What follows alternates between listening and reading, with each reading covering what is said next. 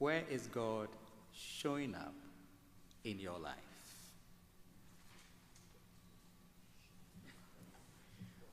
On this holy night, I ask you to pause and breathe. Breathe in the beauty of the moment. Driving from Clark Summit to Scranton, there were so many lights, beautiful lights, decorating the streets. My goodness, what if we had all these lights 365 days? But it speaks of the wonder and the mystery of the time or the season that we are in. Friends, in a world where there is so much noise and fear and uncertainty, God chooses gentleness. Jesus came through a young girl who gave birth to this little boy in a stable among the ordinary and the overlooked. You think that Jesus would have been born in a plush hotel, right? Or in a plush home. But Jesus was born in a manger. Heaven touched earth at the most insignificant place in the world. In the same way, in your most insignificant time in your life, that perhaps you may be going through a time of difficulty or walking through a valley, or perhaps you've been swarmed with challenges. That may be the time that you may have an encounter with God. You know, God does not come or show up with thunder or spectacle, but in the quiet cry of a newborn child. Growing up, when I attended church and I was prayed upon and told, "You have received and accepted the Holy Spirit," I was thinking that I would have received sort of like a magical moment of some jitters and some unique experience. No. I felt like the same me. There was nothing spectacular in the belief to follow Jesus Christ or to accept the Holy Spirit in a relationship.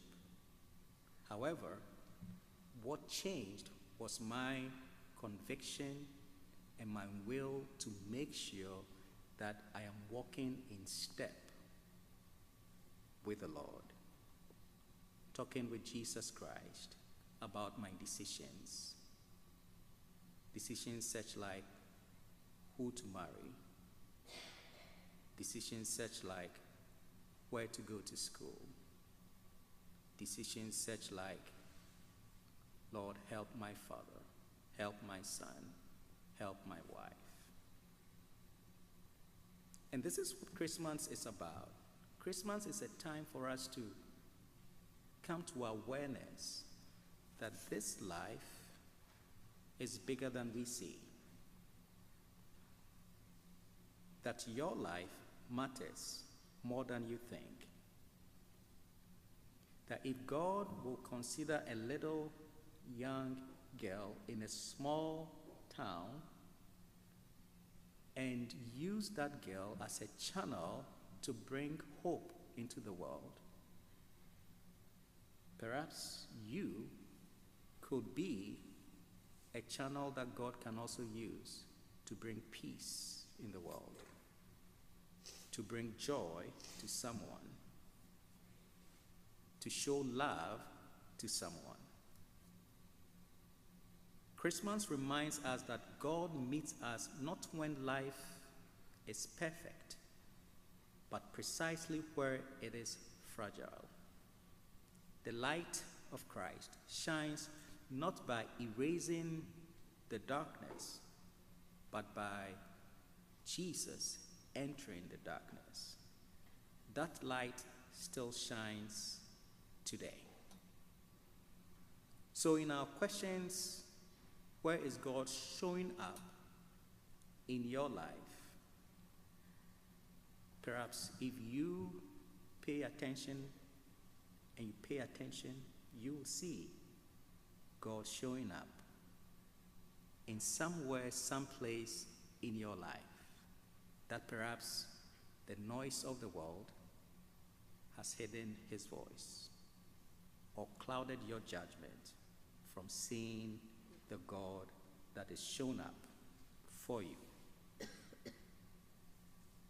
As we gaze upon the manger, we are invited to lay down our burdens and receive the gift of God's presence, Emmanuel, God with us.